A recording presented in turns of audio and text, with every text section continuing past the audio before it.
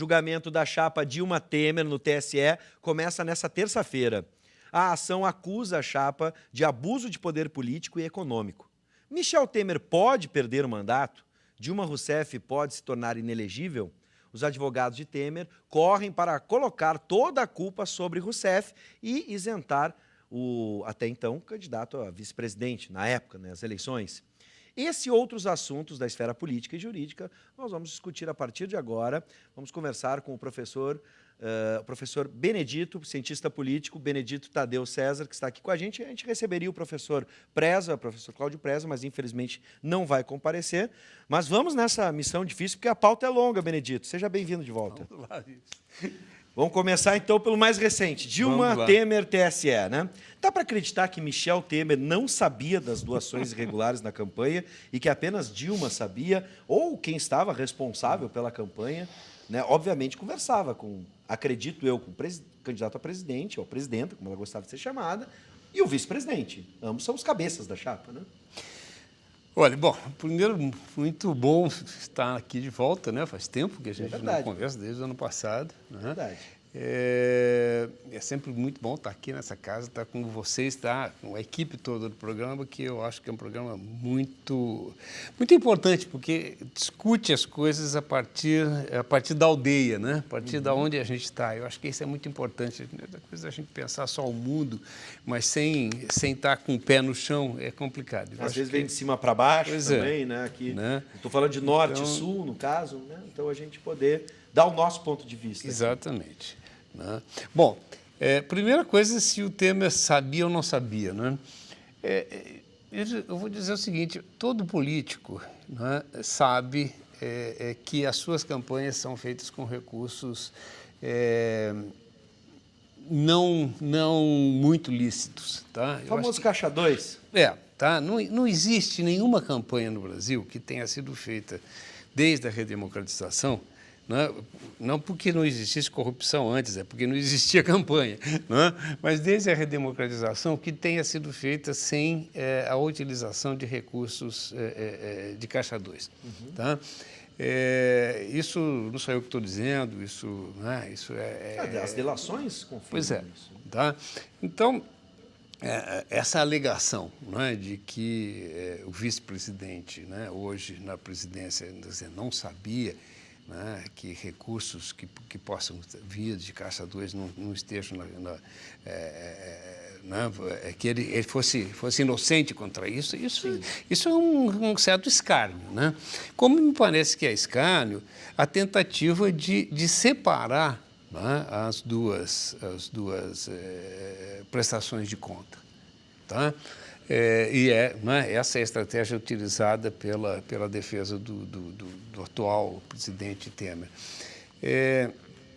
Veja, você tem uma chapa que é registrada, você passa por pelo menos 2 convenções partidárias, que define a coligação e que define as candidaturas. A partir desse momento e do registro da chapa no TSE, no caso, passa a ser uma candidatura única. Tanto, quer dizer, nós tínhamos no Brasil, na Constituição anterior, na Constituição que vigiu até o ato institucional número 5, que acabou com a Constituição Democrática anterior, um sistema eleitoral onde o presidente e vice, o candidato a presidente e vice, o candidato a governador e vice, o prefeito e vice, concorriam em chapas separadas. Você podia votar num candidato, o fenômeno Jean-Jean, o João Goulart, que era vice de um outro candidato, certo? E se elege na chapa do Jânio Quadros, cujo candidato a vice, por exemplo, era o Ferrari, daqui do Rio Grande do Sul. E no meio da campanha se começou a puxar uma candidatura, que era a chapa Jean-Jean. Quer dizer, isso surgiu independente dos candidatos. Uhum. Tá?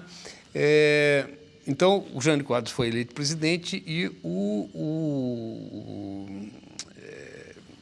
João Goulart, né, foi eleito vice-presidente, com chapas e com programas completamente diversos. Sim. Tá? Não é o caso, né, da legislação eleitoral, a partir da Constituição de 88, né, onde as chapas são unitárias. Quer dizer, você só vota num candidato, você só vota numa chapa. Tá? Quer dizer, portanto, as campanhas são feitas em comum acordo, os gastos são comuns, né, e você não pode, inclusive, separar, né, o voto. Sim. Certo? Quer dizer, então, também é um programa de governo único. Né? Então, já começa aí o descompasso. Quer dizer, você tem um presidente da República que está ocupando o cargo porque conspirou contra a presidente eleita, né? Ela foi cassada, né? Ele assume e executa um programa de governo que não tem nada a ver com aquele que ele foi. Eu ia chamar a atenção. O programa inicialmente da chapa era único. Era único. Durante a caminhada após as eleições, tivemos 2 planos de governo. Não é? Então, se você tem aí um descompasso, o descompasso é esse. Não é? Quer dizer, de que você tem um presidente que foi eleito com um programa e está executando outro programa. Quer dizer, isso não autoriza ninguém a desmembrar a chapa. Bom, então vamos resumir assim, ó, dentro do processo político e até mesmo jurídico que a gente observou durante o processo de impeachment, né, as condições para que houvesse a separação aconteceram e hoje a gente tem um outro plano de governo com outro presidente. Sim. Agora, na campanha eleitoral, isso não existe. Não existe. Não tem. Eu tinha até uma pergunta, se caso seja aprovado o abuso de poder, quais seriam as possibilidades de punição de Dilma Temer? A gente já pode prever alguma coisa? Porque a gente tem assim, a perda de mandato, que um está executando hoje, e até a possibilidade que durante o processo de impeachment não foi confirmada, da presidente Dilma, ex-presidente Dilma, não ter mais a possibilidade de se eleger. Olha, se nós consideramos a legislação eleitoral, né, e a lógica, a lógica simples, tá, não há possibilidade de desmembramento. Acontece que as leis, não é isso, elas são passíveis de interpretação. Não é? E elas são passíveis de interpretação, apesar de se dizer que a justiça é cega, né? Quer dizer, a justiça enxerga muito bem.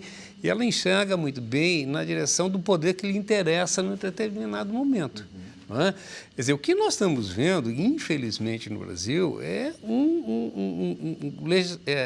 tribunais superiores no Brasil que têm distorcido a legislação de uma maneira, vou dizer, até escandalosa. Né? Quer dizer, nós temos vários momentos aí que... bom, nós temos um ex-presidente da República, por exemplo, que foi impedido de ser nomeado ministro, não é, de uma presidente que foi cassada por uma liminar, não é, que foi dada por um juiz federal, né, antes de que o pedido de impugnação tivesse sido postado no site do tribunal. Tá? E isso não foi investigado por ninguém. Tá? Quando o pedido, né, quando se deveria julgar, veja, um juiz deu uma sentença antes, né, de que tenha sido postado o pedido. Sim. Tá? Isso não foi investigado. Tá? Depois, quando se deveria julgar o mérito, né, dessa liminar, o tribunal alegou que, como já tinha produzido os efeitos, não deveria mais ser julgado o mérito. Tá? Quer dizer, então, nós estamos num pântano jurídico, né, que espanta qualquer pessoa que... dizer que aqui a gente insiste muito dentro de uma perspectiva pós-moderna de que nada é neutro, nem a informação é neutra, nem a ciência jurídica ela é neutra, discursos atuam e operam em cima, visões de mundo. Deixa eu só lembrar, se você tem uma visão de mundo diferente da nossa, ou tem uma visão de mundo igual, ou quer fazer uma questão para o nosso professor, o cientista político Benedito Tadeu César, pode mandar pelo nosso WhatsApp, é um programa democrático, todas vão ser expostas aqui pelo 99588-2374, pelo WhatsApp. Mande o seu texto e a gente vai colocar na tela e vai repassar para o nosso convidado. 99588-2374, esse é o nosso WhatsApp. Mas isso ficou provado, né? Se a lei ela não é tão fria como ela é, mas quem interpreta vai interpretar da sua Exatamente. Tá? Quer dizer, então, há uma possibilidade, há uma chance muito grande, entende? Quer dizer, primeiro, de que eu acredito que a maior chance é o seguinte, é que isso não seja julgado até o final do ano. Tá? E, consequentemente, não é como nós teremos eleições no ano que vem, tá? Então, isso não... Agora seria tarde demais, se a gente for imaginar. Tá? Bom, para fechar... Mas porque, veja, o que vai acontecer amanhã, quando isso entra na pauta, tá? Muito provavelmente há um pedido da própria ex-presidente Dilma de prazo de mais 5 dias para se manifestar. Tá? Há um pedido da defesa do presidente Temer, não é? Também de vistas e tal, e é muito provável que você tenha algum juiz que peça vistas. Se ele pedir vistas, ele tem... Né? A gente não tem prazo para que isso volte à pauta. Aí são os mecanismos daquele que a gente conhece que podem dar tudo indica que se monta, né, um cenário para que não haja julgamento. Agora, havendo julgamento, há sim um risco muito grande, não é, de haver separação e que se condene, né, a titular da chapa e não se condene o vice. Bom, a gente vê que tudo é possível hoje dentro da legislação, dentro da interpretação da legislação. Não da legislação, mas da interpretação. Claro. Para fechar o assunto Dilma Temer TSE, a gente tem aqui uma pesquisa que o Ibope liberou na última semana que mostra que 10% dos brasileiros, apenas 10%, aprovam o governo Temer. A que se deve esse crescimento de impopularidade? Reformas, corrupção, a ligação com as delações ou até mesmo alguns ministros citados? Olha, eu acho que tudo, né? Eu acho que as reformas, a corrupção, não obstante, né, a campanha de mídia que é feita, né, de que né, as coisas estão entrando nos eixos e tal, quer dizer, o que a população sente é que aquilo que se dizia, né? Olha, se criou o caos econômico no país, né? Há uma crise econômica e para resolver a crise econômica precisa tirar a presidente da República, porque isso vai reconstruir a credibilidade, né, dos investidores e o Brasil vai voltar a crescer. Não foi isso que se viu. Né? Quer dizer, nós temos hoje um recorde de desemprego no país, nós temos mais de 13 milhões de desempregados. Né? Isso é um patamar de desemprego que, na história recente do Brasil, não tem paralelo. Vou trazer o contraponto. Quem defende, né, a outra posição vai dizer que a situação poderia ter se agravado. Bom, a coisa do ser é difícil, né? Sim. A população trabalha com aquilo que você me perguntou. Por que a população está descontente? Está descontente, não é? Quer dizer, a população trabalha com o mundo real, não é? Com aquilo que ela está sentindo, com o bolso, não é? Quer dizer, se ela tem dinheiro para chegar até o final do mês, não tem, para pagar com as suas despesas, e principalmente se ela tem emprego, se ela tem trabalho ou se não tem. Né? Além disso, veja, nós temos uma série de reformas aí que têm sido aprovadas meio que a toque de caixa, né, que alteram, mas radicalmente, né, a vida das pessoas.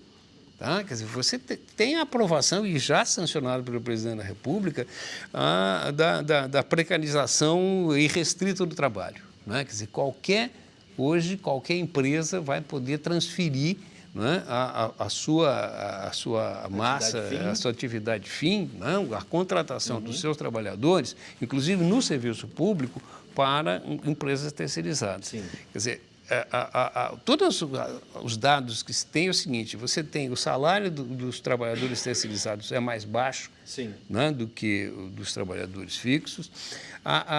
Tem um dado que me parece que esse estarrecedor. 80% dos acidentes de trabalho ocorrem com trabalhadores terceirizados.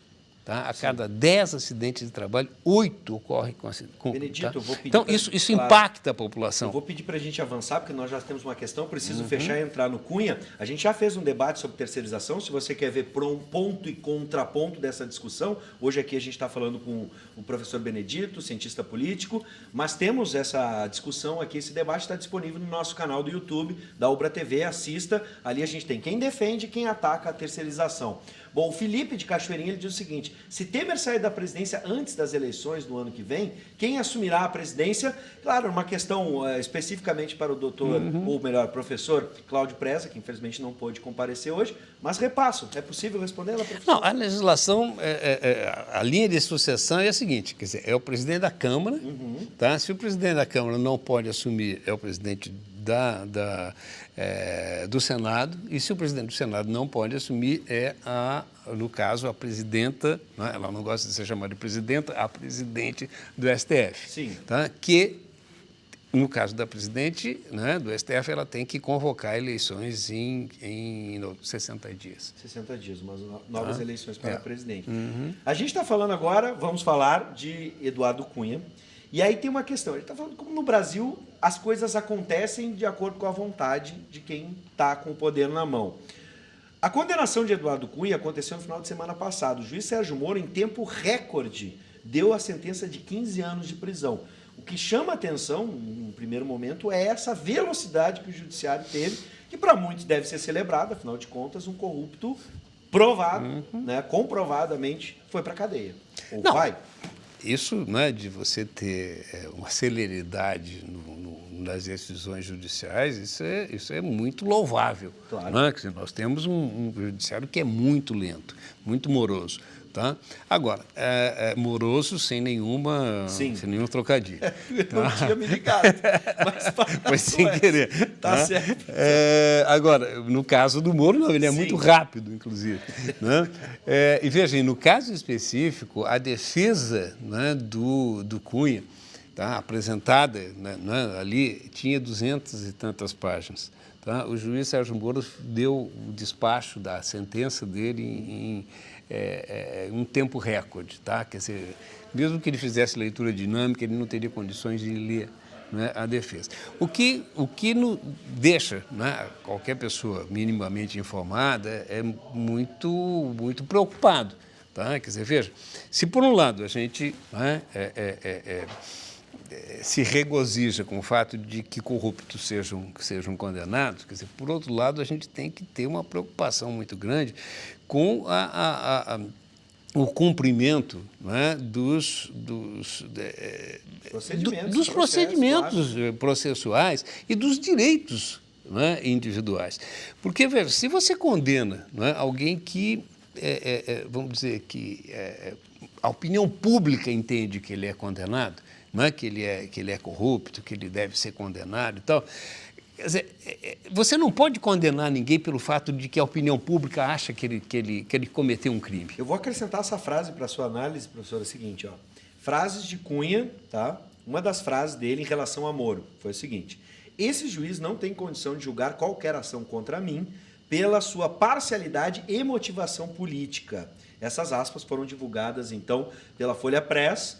Então, a gente está analisando justamente essa condição. Mais do que o que foi decidido a respeito do caso Eduardo Cunha, é como isso aconteceu, o processo em si. Pois é, entende? Veja, eu acho que o que vale para o Moro hoje vale para o Cunha também. É uma coisa gozada isso. Porque, veja, os procedimentos do Cunha, notadamente, sabidamente ilegais, foram tolerados, inclusive pela Justiça Brasileira, inclusive pelo STF. Certo? Quer dizer, enquanto ele servia aos interesses, né, dos descontentes com um governo anterior, né, ele foi mantido no cargo. Certo? Quer dizer, mesmo se sabendo, né, de todas as falcatruas que ele cometia. Tá? A sua esposa, que é copartícipe, né, das ações, quer dizer, continua solta, alegre e faceira. Né? Quer dizer, não foi indiciada em nada. Né?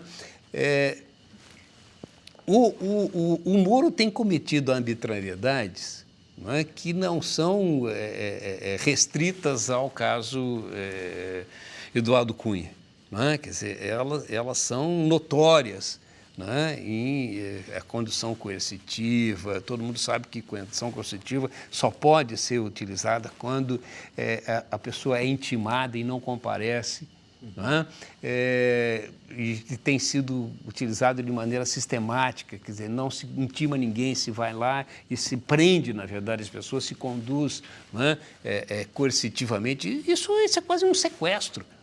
Não é? E ninguém reclama, a justiça tolera. Não é? O TR... Mas isso não vem parte da opinião pública que dá esse poder? Pois é, entende? Mas isso que eu estou dizendo, você você não pode passar por cima dos procedimentos jurídicos, porque a opinião pública, e veja, o que é a opinião pública?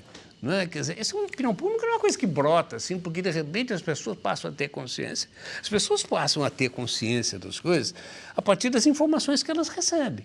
Não é? Quando você tem os principais meios de comunicação do país, principais redes de televisão, de jornais, de rádios, não é? Batendo na mesma tecla, não é? Dizendo que nós somos um país de corruptos, que os políticos brasileiros todos são corruptos, sem exceção, a não ser alguns de um único partido. Não é? Que esses não cola nada, não é? O próprio juiz Moro diz que não, com o Aécio e outros, não, esses não se pode investigar porque eles eram oposição. Não é? Quer dizer, e oposição, então, não, mesmo que tenham sido, por exemplo, governador em Minas Gerais, não é? e governador em São Paulo, e todos os dados de corrupção estejam aí colocados, não, isso não deve ser analisado. Não é? Então, para concluir o meu raciocínio, quer dizer, na verdade, a transgressão das normas jurídicas tem ocorrido de ambos os lados. Né? Agora, o Cunha diz, não, o que o Moro faz é ilegal, né? Ele está agindo ao arrepio da lei. Não é? Bom, mas enquanto o que o Moro fazia, né, era de interesse do próprio Cunha, ele podia agir assim. Esteve no Congresso, na presidência do Congresso, pois é. Bom, professor, eu quero agradecer muito a sua presença e dizer que estamos felizes em recebê-lo novamente e esperamos, ansiosos, o seu retorno. Tá certo. Né, e para um debate, a gente fica aqui esperando que o professor Cláudio Preza volte para que a gente possa saber o debate também com enfoque jurídico e não só político. Já que estamos misturando, pelo que a gente viu, pois é. O direito e a política, né? Enfim, esse é o nosso Brasil atual. Bom, na verdade, essas coisas são muito imbricadas. Né? São imbricadas, mas é que parece que no Brasil estão cada vez mais imbricadas, né? E às vezes trocam de lado, mas enfim. Professor, mais uma vez, obrigado.